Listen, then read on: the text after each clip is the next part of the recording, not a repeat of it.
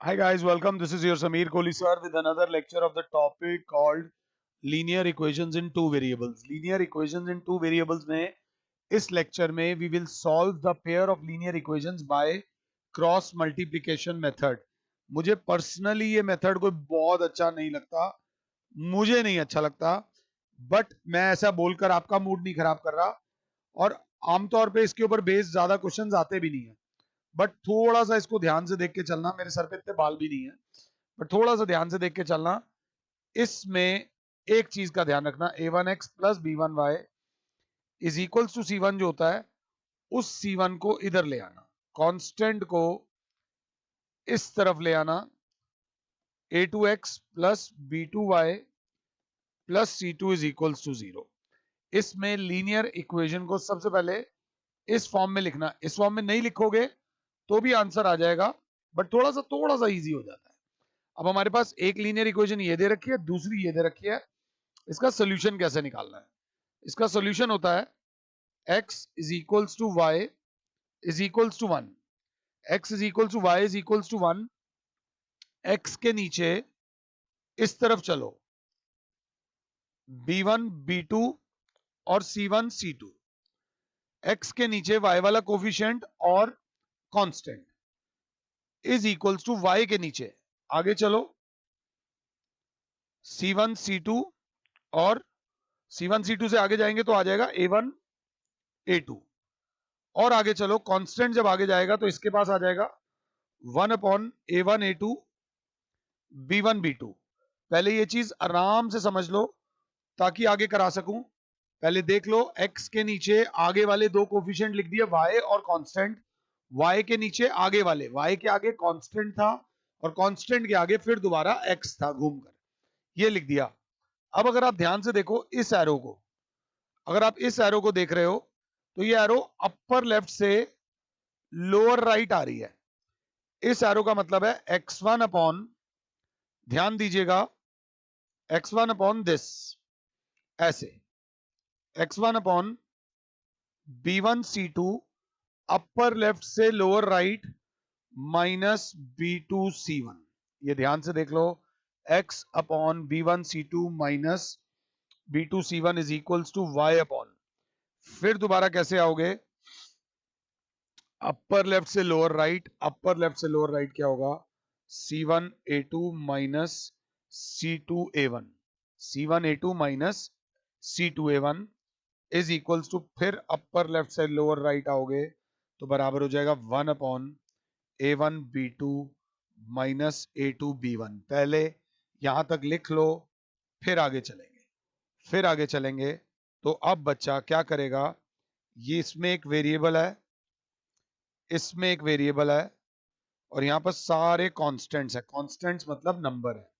तो हम x upon b1 c2 minus b2 c1 को बराबर रखेंगे 1 upon a1 b2 minus a2 b1.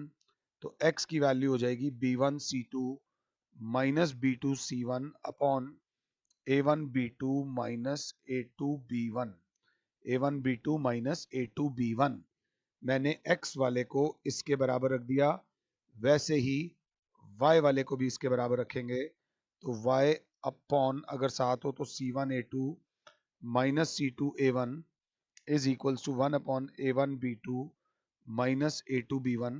तो y की वैल्यू हो जाएगी c1 a2 minus c2 a1 upon a1 b2 minus a2 b1. ये हमारा x आ गया, वो हमारा y आ गया. परेशान होने की जरूरत नहीं है, सिर्फ और सिर्फ एक बार बस पहले लिख लो, एक बार पहले लिख लो, उसके बाद ये मेरी जिम्मेदारी है, मैं आपको कराऊंगा.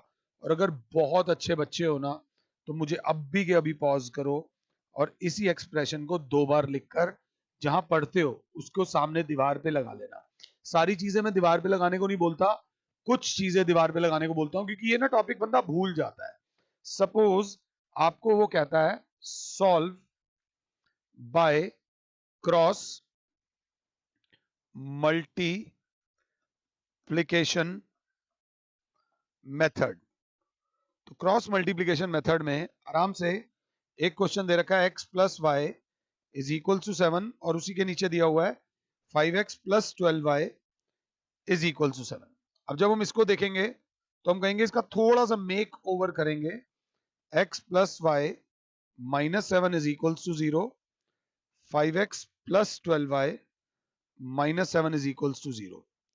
अब इसको आप इससे कंपेयर करोगे, a1x plus b1y plus c1 is equal to 0, a2x plus b2y plus c2 is equal to 0। तो a1 हो जाएगा 1, b1 हो जाएगा 1 और c1 हो जाएगा माइनस 7।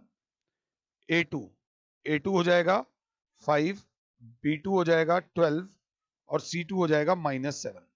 आराम से पहले इतना लिख लो, बिल्कुल आराम से पहले इतना लिख लो। अब x अपॉन b1 b2 होता है, b1 b2 मतलब 1, b2 कितना है 12, c1 c2, c1 कितना है माइनस 7, c2 कितना है minus 7 is equals to y upon y के नीचे होता है c1 c2 minus 7 a1 a2 1 और 5 is equals to 1 upon constant के नीचे होता है a1 a2 1 5 और b1 b2 1 और क्या बेटा 12। आराम से इसको सॉल्व करने के लिए अपर लेफ्ट से लोअर राइट, तो x upon 1 into minus 7 minus 12 into minus 7 is equals to y upon minus 7, फिर ऐसे आएंगे into 5 minus minus 7 into 1 is equals to 1 upon 1 into 12 minus 1 into 5। अगर आप साथ हो तो x अपॉन माइनस 7 प्लस 84, 12 सत्ते 84 minus into minus plus is equals to y upon minus 35 plus 7 is equals to 1 upon 12 minus 5 x upon, ये जब minus करेंगे तो क्या होगा 12 6 72 आ जाएगा if I am not wrong. सही कर रहा हूँ? नहीं नहीं नहीं नहीं नहीं नहीं नहीं नहीं नहीं नहीं 84 में से 7 देखो क्या हालत हो गई है, 84 माइनस 7 लॉकडाउन ने हालत कर दी है, 77 आएगा, लापरवाही नहीं करनी।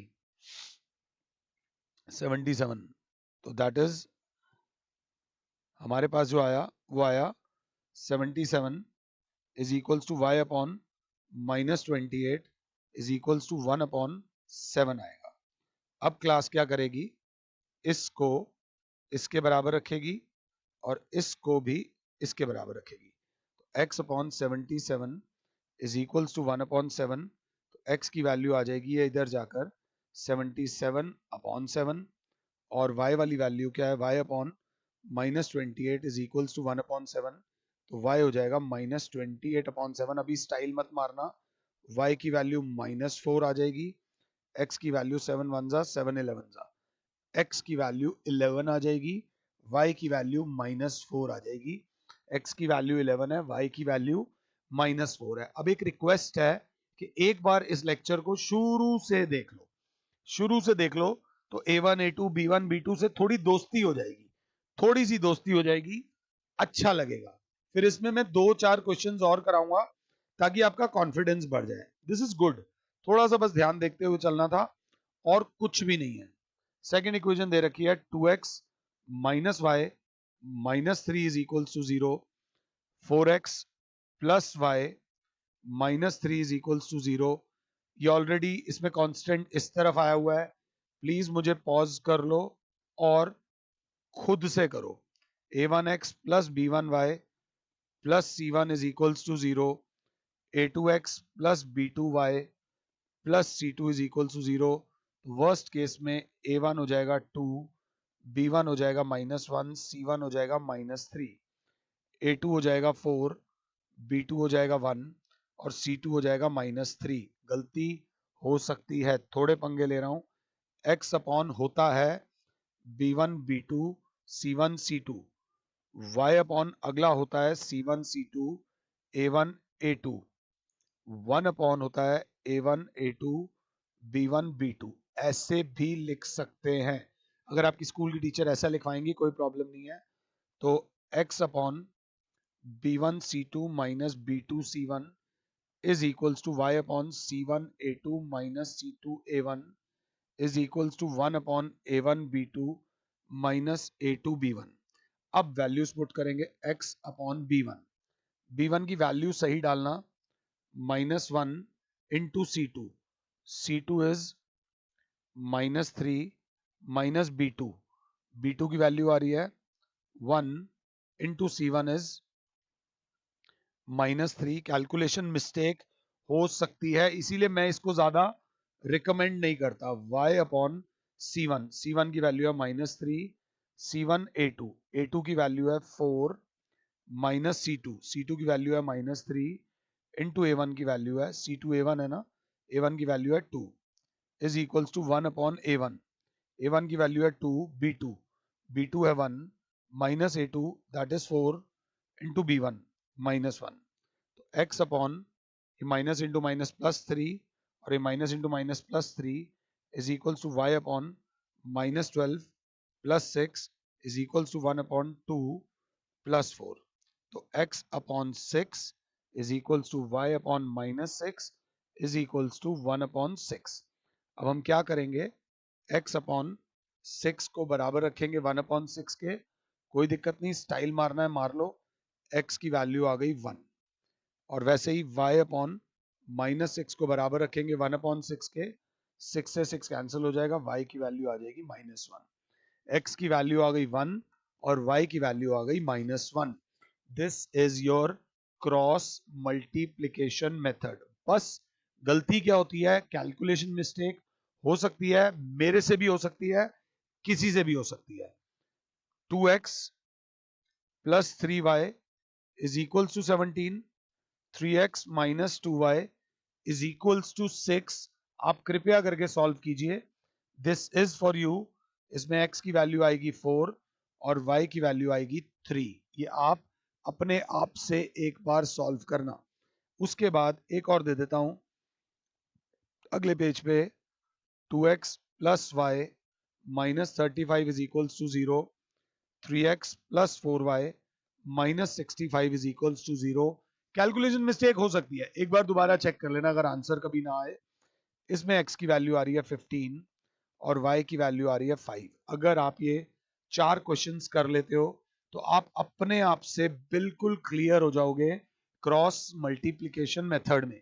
ये लेक्चर का टाइम छोटा होता है, बट जब आप साथ साथ प्रैक्टिस करते हुए चल रहे हो तो ऑटोमेटिकली ये क्लास 1 घंटे तक एक्सटेंड हो जाती है। तो थोड़ा सा फोकस बना के चलो और ग्रिप बना के चलो। अगर कोई चीज बोली है तो भैया फॉलो करनी पड़ेगी, अगर नहीं फॉलो करोगे तो अपना नुकसान है, मेरा नुकसान नहीं है बच्चे। मेरा नुकसान फायदा जितना होना था हो गया,